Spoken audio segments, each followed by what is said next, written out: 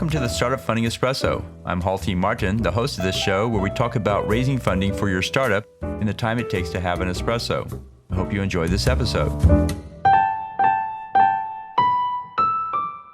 Hello, this is Halti Martin with the Startup Funding Espresso, your daily shot of startup funding and investing.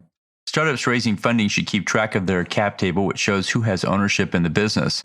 If you have one, make sure to keep it up to date. If you don't have one, then here are the steps to set up your cap table. Identify all the founders and equity owners in the company. Include anyone who has stock options or warrants. Keep track of any special agreements you have with the founders, partners, or investors. For each person or entity on the cap table, list the class of stock, price paid for it, and how much of that stock they own. Calculate the total amount of shares and the money paid for it. To create a fully diluted cap table, include all options and warrants, even if they are not yet vested. Also track all convertible notes and safe notes that could convert into equity in the future. During the fundraise, investors will want to see your cap table so they know who owns what and who they are investing with. Thank you for joining us for the Startup Funding Espresso, where we help startups and investors connect for funding. Let's go start up something today.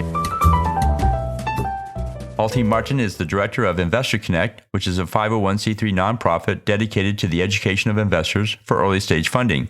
All opinions expressed by Hall and podcast guests are solely their own opinions and do not reflect the opinions of Investor Connect. This podcast is for informational purposes only and should not be relied upon for the basis of investment decisions.